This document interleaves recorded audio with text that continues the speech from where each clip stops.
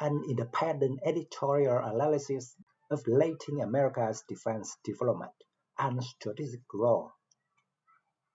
The prospective acquisition of the Embraer C-390 Millennium by the Indian Air Force represents more than a commercial opportunity. It signals a fundamental structural stress test for Brazil's defense industrial base. It challenges the nation's capacity to manage global technology transfers. The requirement is estimated between 40 and 80 aircraft to replace the aging Antonov and 32 fleet. This scale, potentially valued at several billion US dollars, forces a re-evaluation of Embraer's traditional export model. Historically, the company has operated as a centralized manufacturer. Finished platforms were simply exported from Gavião Peixoto. The Indian requirement, however, necessitates a shift. It demands a distributed production model, heavily influenced by New Delhi's Make in India initiative. This transition suggests that for Brazil to ascend to the tier of global strategic suppliers, it must accept a new reality. It must accept the operational risks and intellectual property trade-offs associated with deep industrial integration in foreign markets.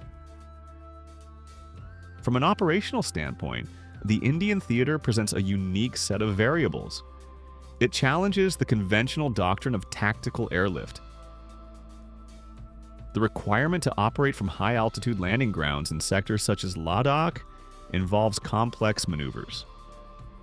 Takeoffs and landings occur at elevations exceeding 3,000 meters. Here, air density significantly degrades engine performance. The C-390, utilizing turbofan propulsion, offers a kinetic advantage in this environment compared to turboprop alternatives.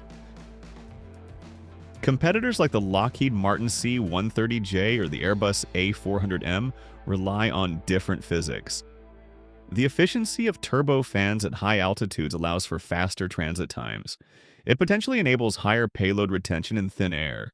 This is a critical factor for rapid mobilization along the Sino-Indian border. However, this technical advantage introduces a logistical complexity. The Indian Air Force already operates a substantial fleet of C-130Js. Introducing a non-compatible platform creates a bifurcated logistics chain. It requires the establishment of parallel capabilities for maintenance, repair, and overhaul. This reality implies that the success of the Brazilian bid relies on more than airframe performance. It depends on the ability to demonstrate a sustainment life cycle that is cost-effective enough to offset the burden of managing a mixed fleet. The industrial dimension of this potential cooperation highlights a significant evolution in Brazilian defense diplomacy. It is formalized through the Memorandum of Understanding between Embraer and Mahindra Defense Systems. Partnering with Mahindra suggests a specific strategy. Mahindra is a conglomerate with robust industrial capacity, but limited aerospace heritage.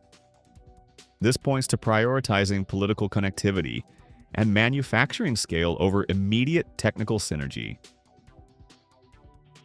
This arrangement mirrors the offset and technology transfer models Brazil itself imposed during the Gripen NG acquisition. In this instance, however, the roles are reversed. Brazil is now the technology provider. It faces the pressure to release sensitive source codes, manufacturing processes, and metallurgical data. This is necessary to satisfy Indian indigenous content requirements.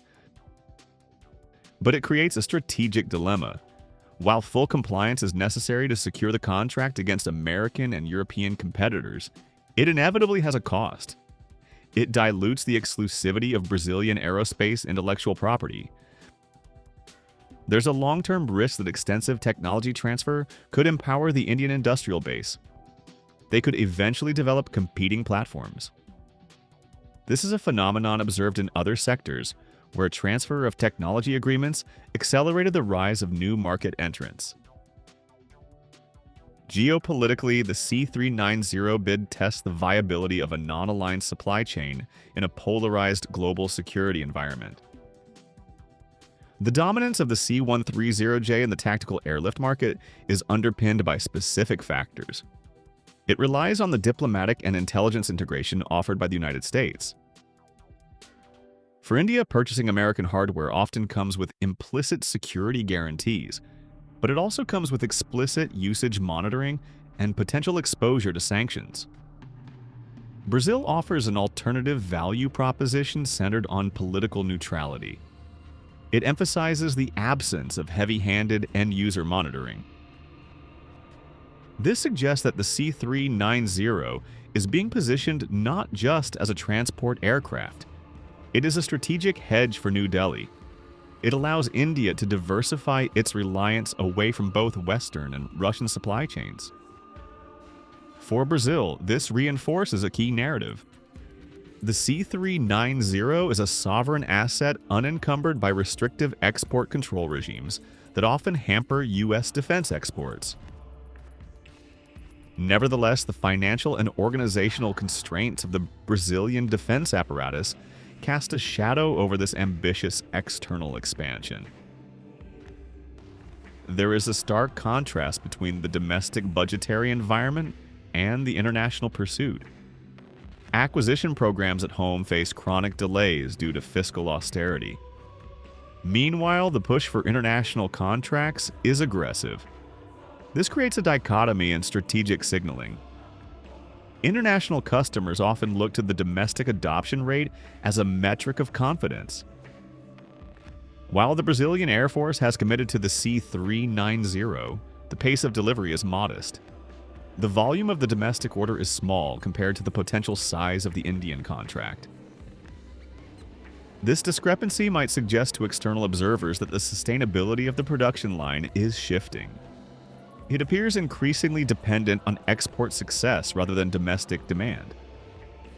Consequently, the Indian contract becomes an existential anchor for the program's economies of scale.